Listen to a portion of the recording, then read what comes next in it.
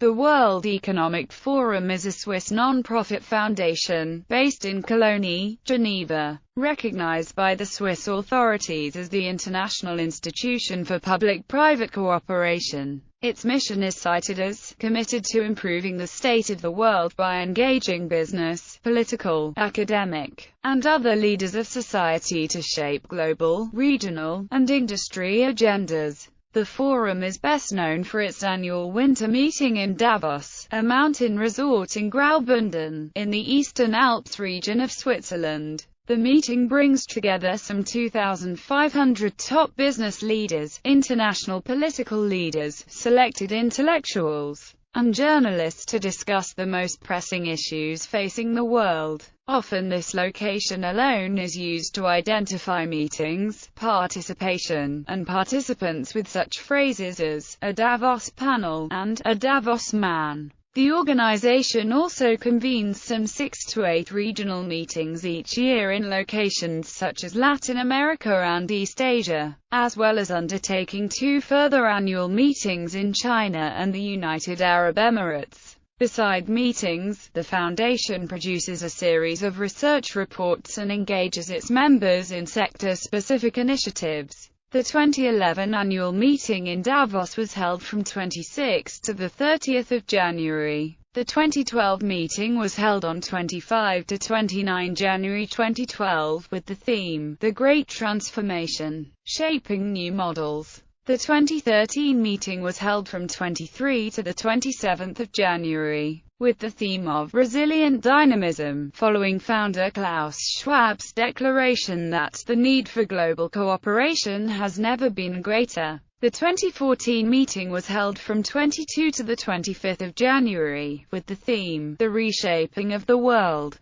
Consequences for Society, Politics and Business. The 2015 meeting was held from 21 to 24 January, with the theme, New Global Context, History. The forum was founded in 1971 by Klaus Schwab, a German-born business professor at the University of Geneva. First named the European Management Forum, it changed its name to the World Economic Forum in 1987 and sought to broaden its vision to include providing a platform for resolving international conflicts. In the summer of 1971, Schwab invited 444 executives from Western European firms to the first European Management Symposium held in the Davos Congress Center under the patronage of the European Commission and European Industrial Associations, where Schwab sought to introduce European firms to American management practices. Schwab developed the stakeholder management approach, which attributed corporate success to managers actively taking account of all interests, not merely shareholders, clients, and customers, but also employees and the communities within which the firm is situated, including governments.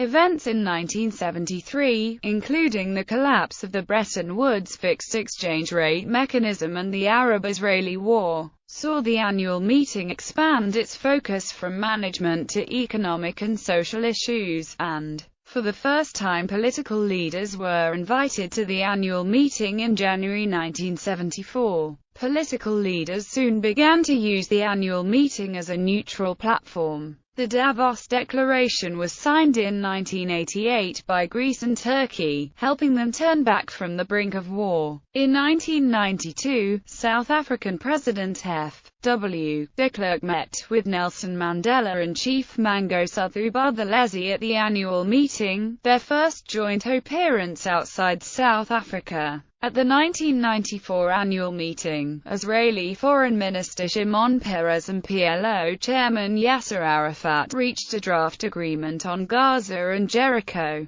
Organization headquartered in Cologne, in 2006 the foundation opened regional offices in Beijing and New York City. It strives to be impartial and is not tied to any political, partisan, or national interests. The foundation is committed to improving the state of the world. Until 2012, it had observer status with the United Nations Economic and Social Council. It is under the supervision of the Swiss Federal Council. The foundation's highest governance body is the Foundation Board. During the 5-day annual meeting in Davos, more than 2,500 participants from slightly fewer than 100 countries gather in Davos. Approximately 1,500 are business leaders, drawn from its members, 1,000 of the world's top companies. Besides these, participants included 219 public figures, including 40 heads of state or government, 64 cabinet ministers, 30 heads or senior officials of international organizations, and 10 ambassadors. More than 432 participants were from civil society, including 32 heads or representatives of non-governmental organizations, 225 media leaders, 149 leaders from academic institutions and think tanks, 15 religious leaders of different faiths, and 11 union leaders.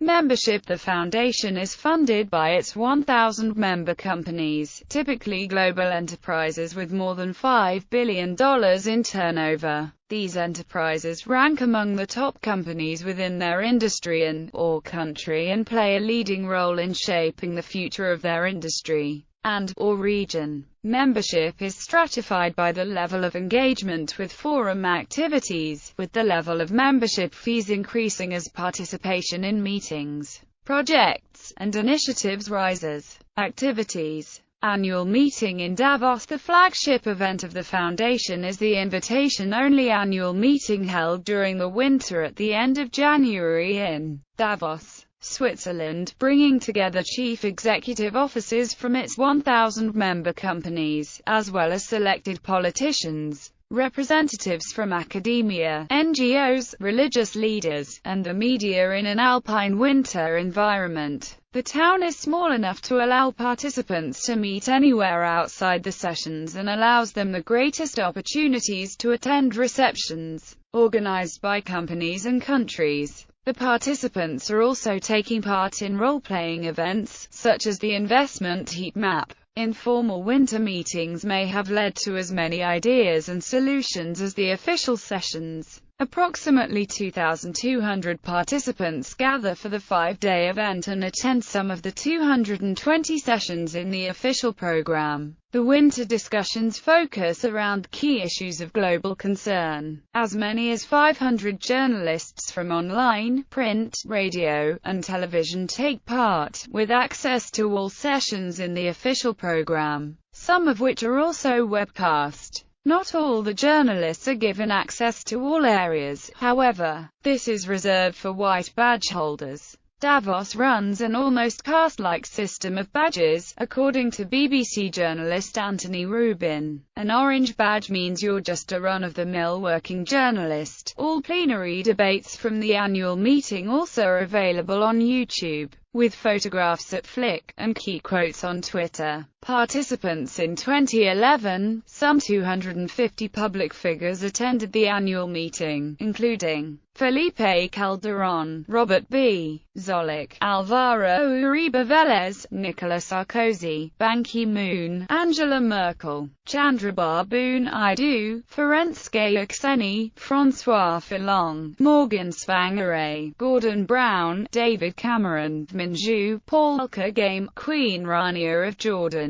Dmitry Medvedev, Susilo Bambang Yudhoyono, Kevin Rudd, Barney Frank, Kofi Annan, Werner Fayman, Leonel Fernandez, Jacob Zuma, Naoto Kan, Jean-Claude Trichet, and Zhang Pian. Al Gore, Bill Clinton, Bill Gates, Bono, Paulo Coelho, and Tony Blair also regular Davos attendees. Past attendees include Recep Tayyip Erdogan, Henry Kissinger, Nelson Mandela, Raymond Barr, Julian Lloyd Webber, and Yasser Arafat. Summer annual meeting. In 2007, the foundation established the annual meeting of the New Champions, held annually in China, alternating between Dalian and Tianjin, bringing together 1,500 participants from what the foundation calls global growth companies. primarily from rapidly growing emerging countries such as China, India, Russia, Mexico, and Brazil, but also including quickly growing companies from developed countries. The meeting also engages with the next generation of global leaders from fast-growing regions and competitive cities, as well as technology pioneers from around the globe. The Chinese premier has delivered a plenary address at each annual meeting. Regional meetings. Every year regional meetings take place, enabling close contact among corporate business leaders, local government leaders, and NGOs. Meetings are held in Africa, East Asia, Latin America, and the Middle East. The mix of hosting countries varies from year to year, but consistently China and India have hosted throughout the decade since 2000. Young Global Leaders. The group's Forum of Young Global Leaders consists of 800 people chosen by the forum organizers as being representative of contemporary leadership, coming from all regions of the world and representing all stakeholders in society, according to the organization. After 5 years of participation, they are considered alumni, social entrepreneurs since 2000. The WEF has been promoting models developed by those in close collaboration with the Schwab Foundation for Social Entrepreneurship, highlighting social entrepreneurship as a key element to advance societies and address social problems. Selected social entrepreneurs are invited to participate in the Foundation's regional meetings and the annual meetings where they may meet chief executives and senior government officials. At the annual meeting 2003, for example, Jerry Villamoria met with Roberto Blois, Deputy Secretary General of the International Telecommunication Union, an encounter that produced a key partnership for her organization Child Helpline International. Global Shapers. In 2011, the World Economic Forum started a global network of people between the ages of 20 and 30 who have shown great potential for future leadership roles in society. The community of Global Shapers. Highlighting Global Shapers is a network of self-organizing local hubs based in each major city around the world. They undertake events and activities intended by the Global Shapers to generate a positive impact within their local community. As of the 21st of October 2014, there are 358 hubs with more than 4,300 Shapers. Thirst is an international non-profit organization based in Beijing, China. It was set up in 2011 through the Water Security Council of the World Economic Forum. The organization educates 14 to 24-year-olds about the idea of embedded water, the water crisis, and sustainable water usage. Research reports. The foundation also acts as a think tank, publishing a wide range of reports. In particular, strategic insight teams focus on producing reports of relevance in the fields of competitiveness, global risks, and scenario thinking. The competitiveness team produces a range of annual economic reports. The Global Competitiveness Report measured competitiveness of countries and economies. The Global Information Technology Report assessed their competitiveness based on their IT readiness. The Global Gender Gap Report examined critical areas of inequality between men and women. The Global Risks Report assessed key global risks. The Global Travel and Tourism Report measured travel and tourism competitiveness. The Financial Development Report aimed to provide a comprehensive means for countries to establish benchmarks for various aspects of their financial systems and establish priorities for improvement. And the Global Enabling Trade Report presented a cross-country analysis of the large number of measures facilitating trade among nations. The Risk Response Network produces a yearly report assessing risks which are deemed to be within the scope of these teams, have cross-industry relevance, are uncertain, have the potential to cause upwards of $10 billion in economic damage.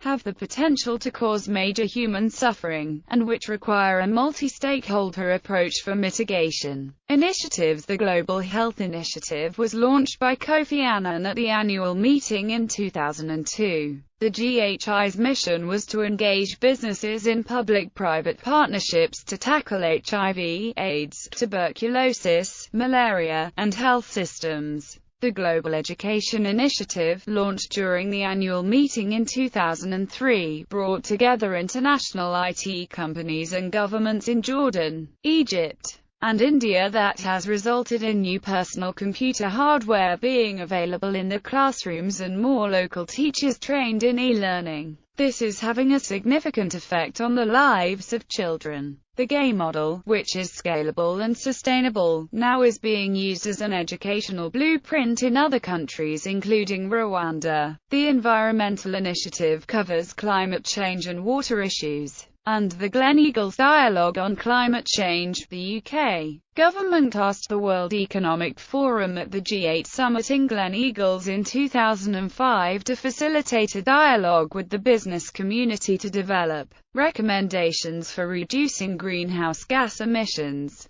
This set of recommendations, endorsed by a global group of CEOs, was presented to leaders ahead of the G8 summit in Toyoko in Hokkaido held in July 2008. The Water Initiative brings together diverse stakeholders such as Alcan Inc., the Swiss Agency for Development and Cooperation, USAID India, UNDP India, Confederation of Indian Industry, Government of Rajasthan, and the NEPAD Business Foundation to develop public-private partnerships on water management in South Africa and India. In an effort to combat corruption, the Partnering Against Corruption initiative was launched by CEOs from the engineering and construction, energy and metals, and mining industries at the annual meeting in Davos during January 2004. PACI is a platform for peer exchange on practical experience in dilemma situations. Approximately 140 companies have joined the initiative. Awards. Technology Pioneers Program. The Technology Pioneers Program recognizes companies that are designing and developing new technologies. The award is given to 30 to 50 companies each year, comprising, since 2000, more than 400 companies from 5 continents. The tech pioneers are integrated into program activities with the objective to identify and address future-oriented issues on the global agenda in proactive, innovative, and entrepreneurial ways. By bringing these executives together with scientists, academics, NGOs, and foundation members and partners, the Foundation's goal is to shed new light on how technologies may be used to address, for example, finding new vaccines, creating economic growth, and enhancement of global communication.